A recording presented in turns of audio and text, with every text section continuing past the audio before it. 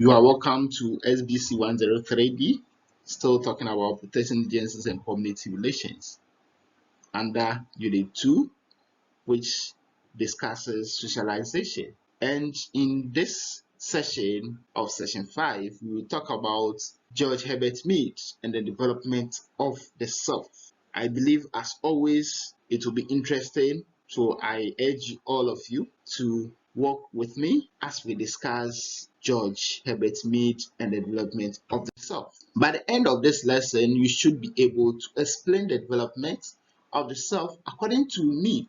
You will be able to explain the stages involved in the development of the self according to G.H. Mead. Mead's explanation on how we develop the self, just like Charles Fulton Cooley, also provided useful insight into how socialization helps us to develop ourselves. He was one of the ardent believers in the power of society and social interaction in shaping the individual consciousness, and consequently leads to the development of the self.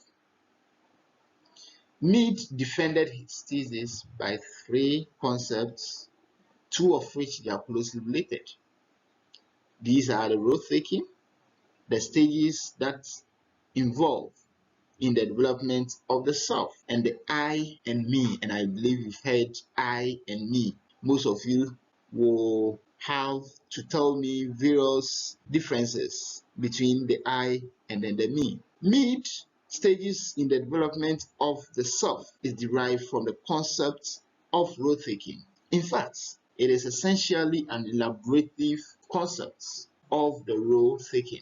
Now, let's examine these concepts into details for us to have a full understanding of Mead's words on socialization and the development of the self. Mead and role taking as explained that individuals develop the self by taking the role of others. In other words, from childhood, we begin to develop the self by taking roles of people in the society. And I believe you have all done that before. You assume the role of a father if you are a male. You assume the role of a mother if you are a female. So he further stated that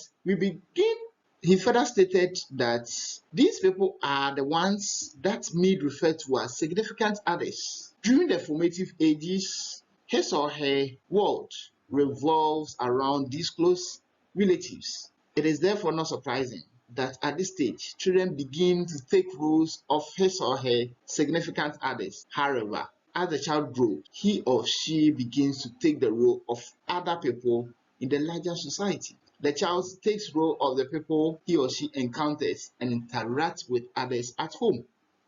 This could be the role of his or her preschool teachers, and I believe that most of us, we've seen children when they come, they act as their preschool teachers.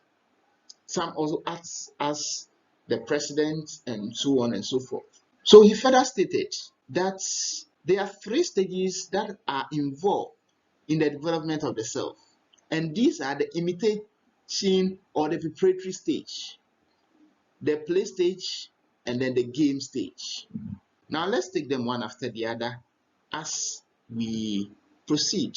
Now to the play stage. This stage of development often begins at the age of 3. At this stage, children begin to play the roles of the specific people in society.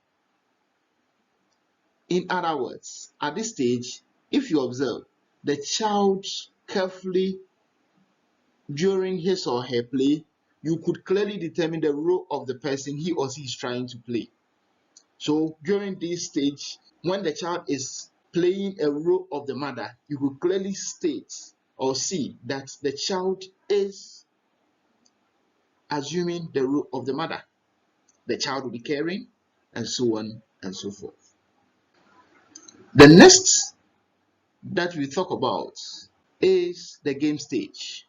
And during this stage, which takes place in the first years of school, and at this stage, the child becomes involved in organized team games and must learn the role of each member of the team. Primary socialization occurs at this stage. So at this stage, if you are not careful, the child will mimic your activities. Being involved in organized games requires that the child gets to know and take up or imagine the roles of other members in the team. So if they are in the team of 5 and then one person writes, the other person speaks, and so on and so forth, when the other person who is not to write, the one who is to speak, not to write, when the person is not there, the other person will assume that responsibility and possibly will play that role better.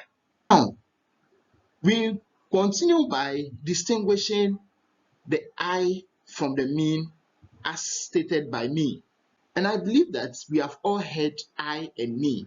What is the difference? Excellent. The I is the part of the self that is expected to act, and the me is expected to receive the actual consequences of the I. So when I take an action, it is the I who is doing that. But the action is against someone. And when it is against or perceived to be against someone, that is me. So in short, we can say that the I is a subject, which is considered as part of the self that is spontaneous element, and the me is the self as an object and the socialized element of the self. So the I does the action and the me receive the action. I believe you understand that. Interesting. All too soon, we've come to the end of this session on the work of George Herbert Mead on socialization and the development of the self. In this session, we learn that the Mead sought to explain his ideas by presenting us with 3 concepts, namely role thinking, the stages involved in development of the self, and the I and me. The key thing that we glean from the works of the self is thinking roles. And I believe you understand it better. Any question?